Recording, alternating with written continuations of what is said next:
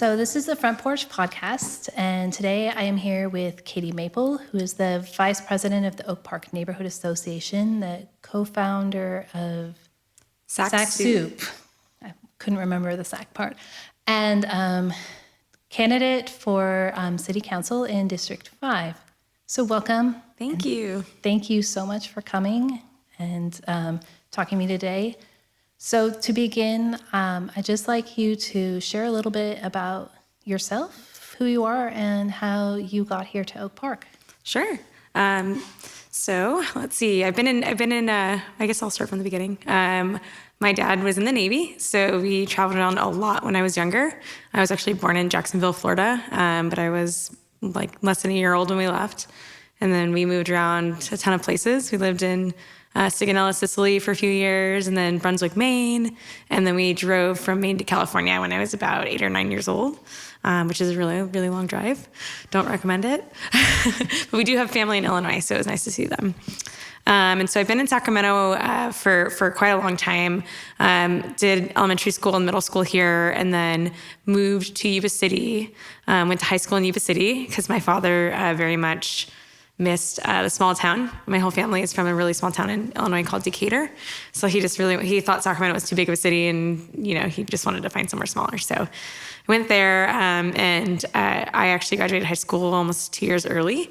So when I was 16, and then I moved back. I did one semester of college at Yuba College, and then I moved back to Sacramento when I was 17, and started going to American River College out here. Lived all around Midtown, Boulevard Park, Curtis Park, all around. And then eventually went to Davis, and I commuted from Midtown to Davis for 2 years while I was finishing up my degree there. And all during that time, I worked in restaurants, waiting tables and bartending. Did that for a very, very long time. Oh, wow. Yeah. And then after that, I went on to work in policy. So I'm just really passionate about working with government and helping it work better for people. So I used to work for a think tank, a nonprofit that really focused on governance reform and making sure our elections work for people and things like that. And worked in the legislature for some time. And then now I actually work for a cannabis company that is, we have a store right off of Stockton Boulevard, so not too far from here. Okay, great. And so what brought you to Oak Park? So I bought a home. Okay. Yeah. So this was a really defining moment for me because I was also a teenage runaway. I left home when I was 16, and I never went back, and had a pretty estranged relationship with my parents for some time.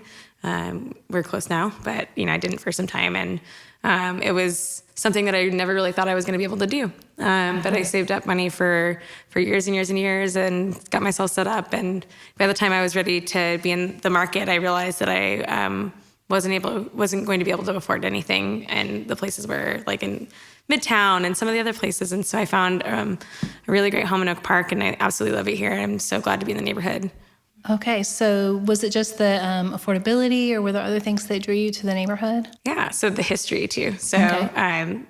I didn't realize this until I started doing some research, but Oak Park is actually the oldest neighborhood in Sacramento. So just getting drawn into a lot of the culture and the art and the music, and a lot of the development that's happening here is exciting, and just getting to be in a place where you can tell everybody else really loves it too. Like I could definitely feel the energy when I was looking around and in the market. Okay. And so I think you said you've been here for about a year. Yes. And so you're also vice president of the Neighborhood Association. So how did that come about? Sure. So I was reaching out to different organizations and people, just trying to figure out how I can get more involved. And someone recommended to me that I could join the Neighborhood Association. So, and I had previously done that. I used to be on the board of the Midtown Neighborhood Association as well. So I was familiar with how neighborhood associations worked, and just thought I could provide some value there. Just one, because of my experience in government, so kind of helping with the advocacy side of things. But also just kind of understanding how to be on a board. And so I started going to the meetings, put in an application to join the board. And then when the elections came up, nobody had put their hat in the ring for vice president. So I thought, why not? So then I became that, and it's been awesome. I really enjoy it.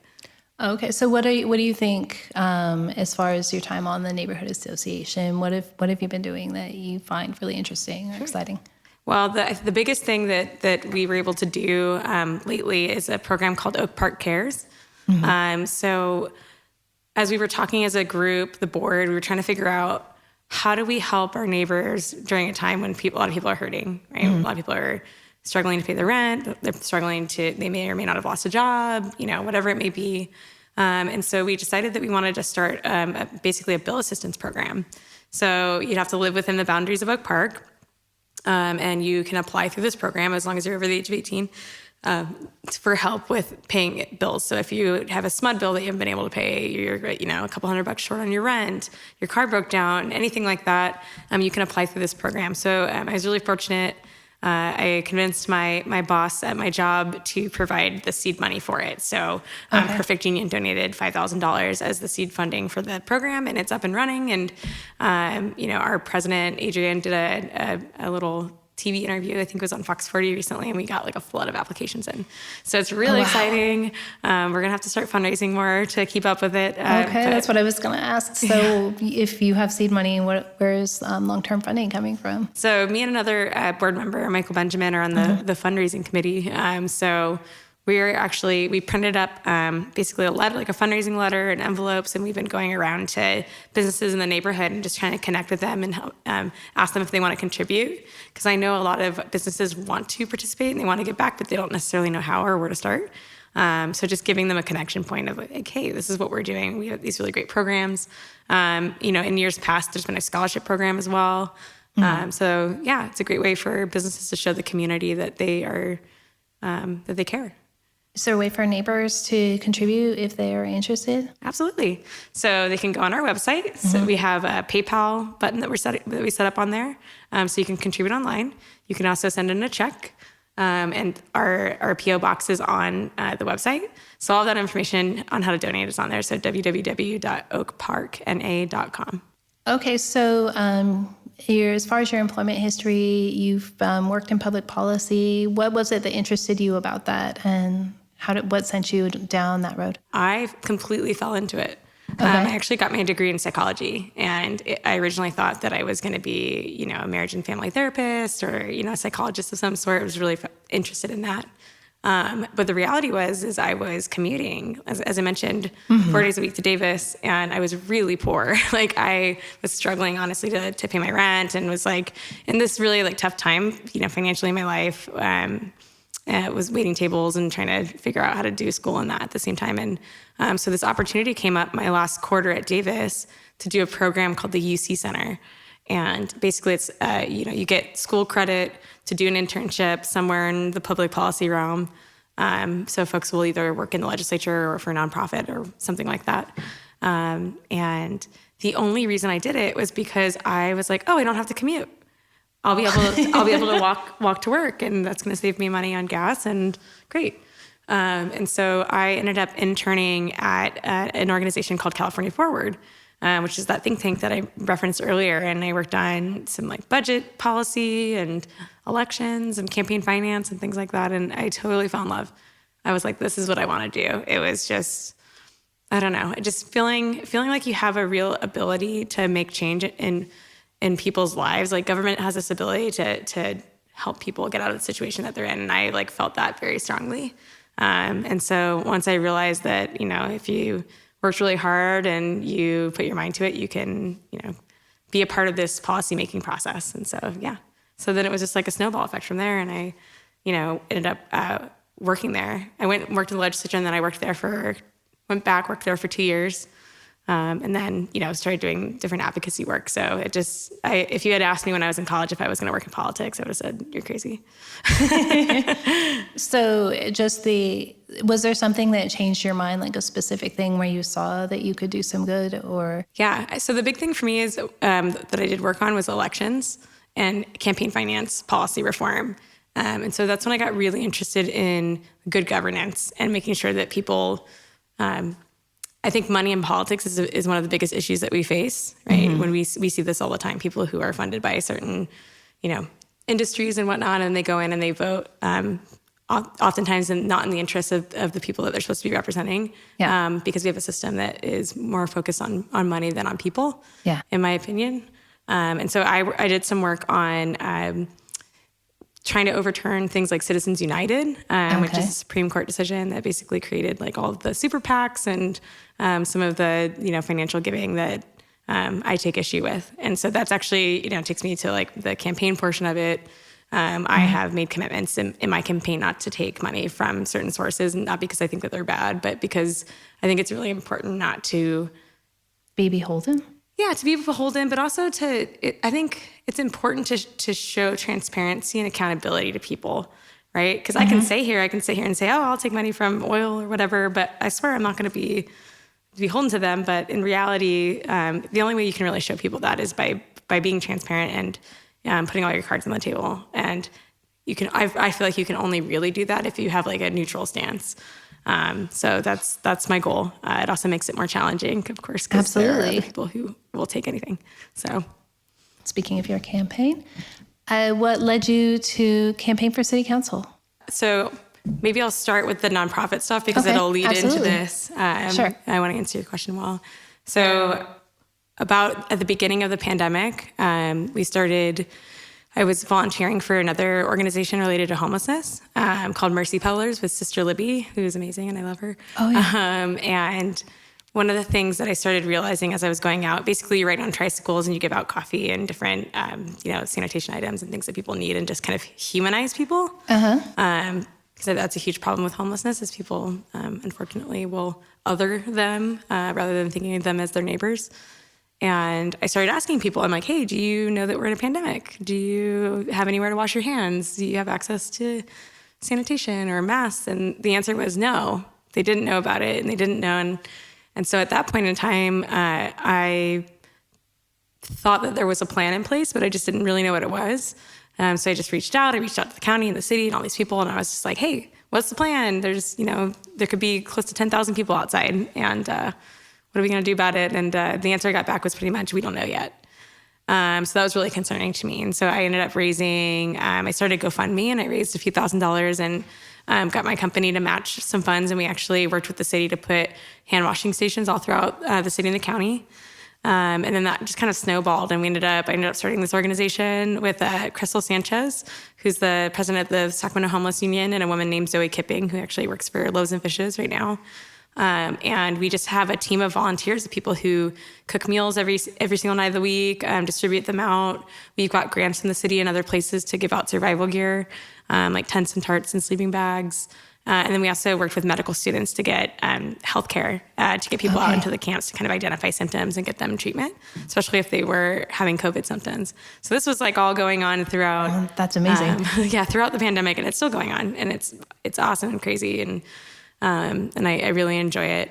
And so for me, like my number one thing is I don't feel like we're moving urgently enough. I view homelessness in Sacramento as a humanitarian crisis.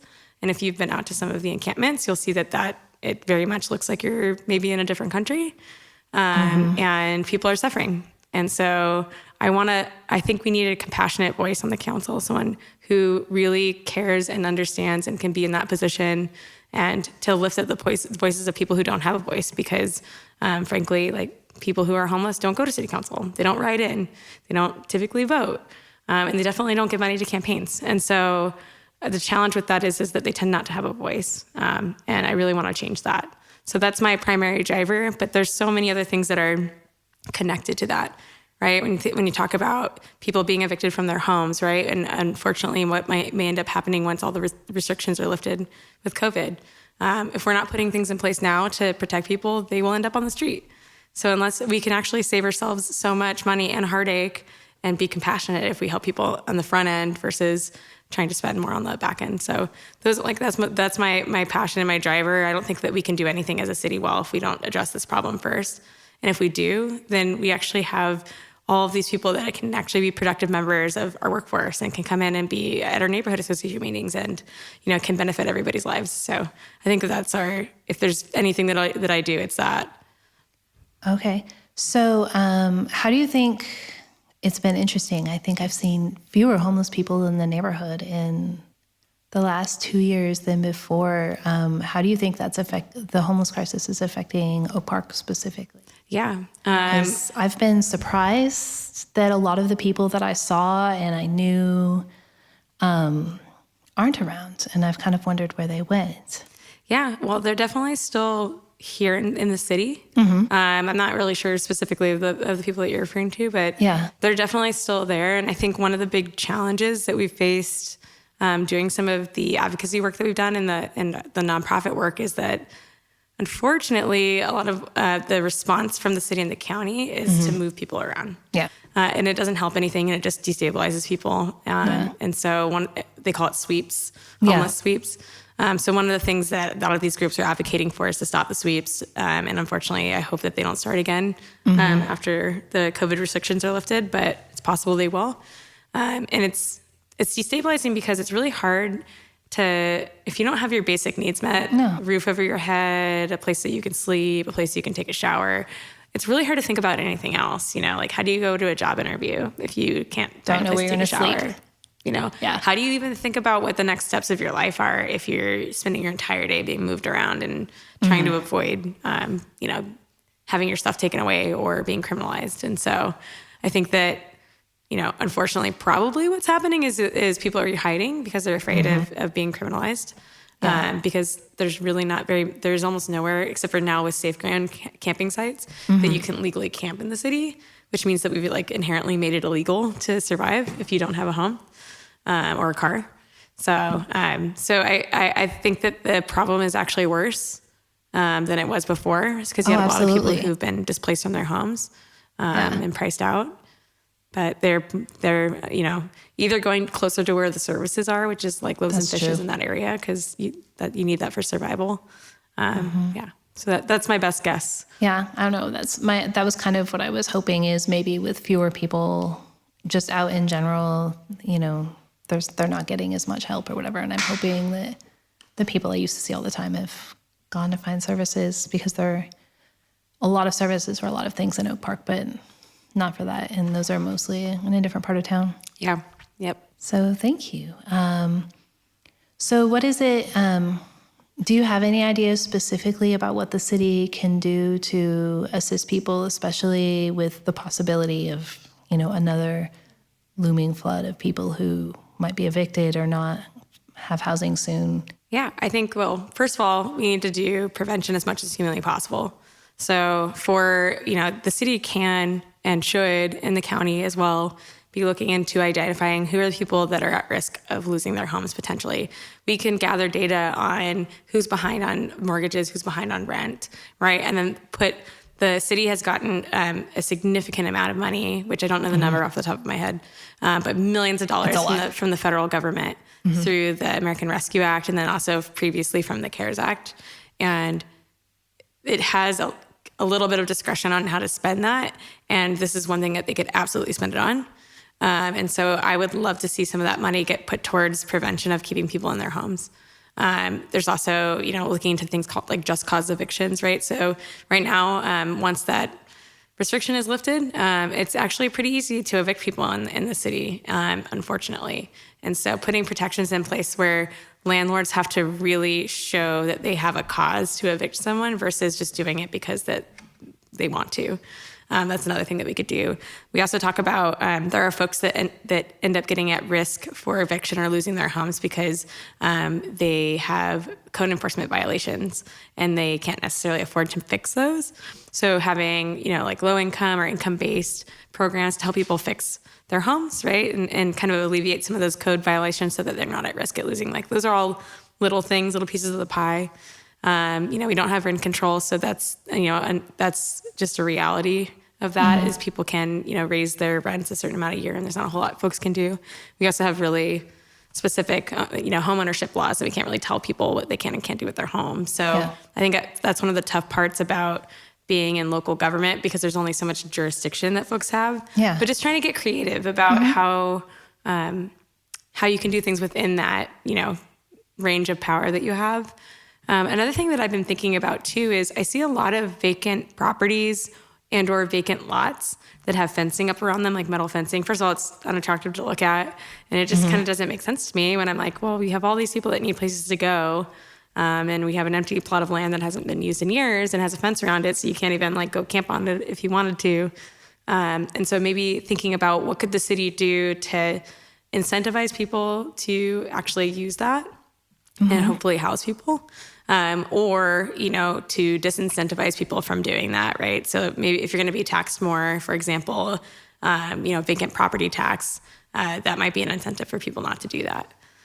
So those are some strategies that we can think about in terms of addressing the housing issue, but we just need to build more.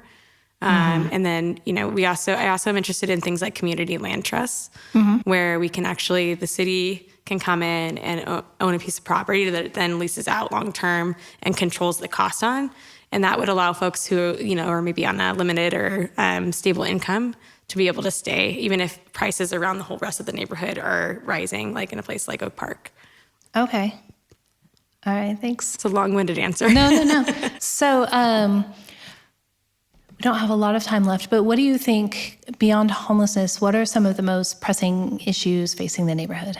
So homelessness, housing prices, gentrification is a big one. And I think that those all tie in with one another.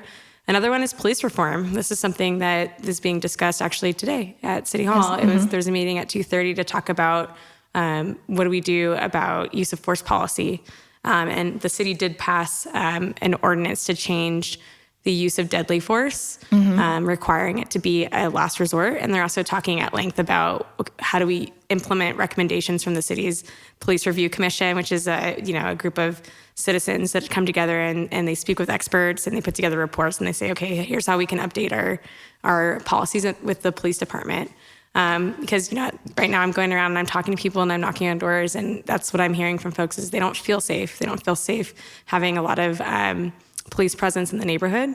And there is definitely a concern about that. And so finding ways to build community and build trust between law enforcement and the community is huge. And I think the only way you do that is by, being transparent, holding people accountable for their actions. And then, another recommendation that the review commission had is to diversify the police force. So making sure that the people that are being policed are coming from the people who are police are coming from the neighborhoods, right? If you're way more likely to see, if you know Bob from down the street, you're way more likely to not view Bob as a threat if you know him than if you don't. And so just kind of building that up, I think, is a really important issue. I wonder if there's another way to help humanize each other for the police and the community. Yeah. Just because I know that in sometimes that goes both ways, just being related to at least one officer who doesn't want to live in the community because she feels like she'd be victimized if she did. Absolutely. And they knew that that's what she did. I think that's fair. And I think that's, I've seen a little bit of this, and so we'll see if this changes over time, but having events, right, where you're coming out and you're mixing and you're talking with people and you're making those connections, that community policing model, and really building that up. I think that, it's, to your point, it's more about humanizing and perceptions. So the only way you change that is by having conversations like this, right, one-on-one. And I think that if we had more of that, I know, people are just doing their jobs, but if, maybe the city can pay for, events where there are off-duty people, police coming in, talking with folks, having those conversations, building those relationships, I think that matters a lot.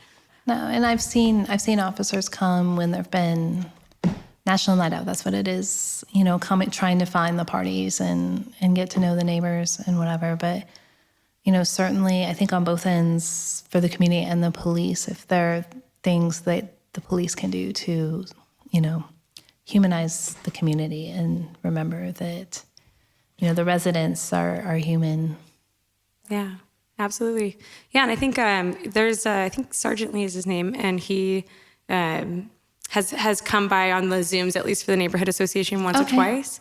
And actually dropped off some gift cards at my house to give out to folks. That's nice. For different restaurants. And he also let me know that they have an internal program. I can't remember the name of it, but he's like, if you know anyone in the neighborhood, like kids that don't have a bike or don't, they need something, he's like, just let me know. We have a program, like a set of funds set aside where we can go in and do some of those things and, build those inroads. And I was like, oh, that's really cool. I had no idea. So there's, I think just getting that communication across too, making sure that folks know that these things exist as well. Okay. Yeah. Well, thank you. And And unfortunately, we're out of time. But thank you so much for coming by, and it's really been a pleasure to talk to you. Yeah, absolutely. Thank you for having me.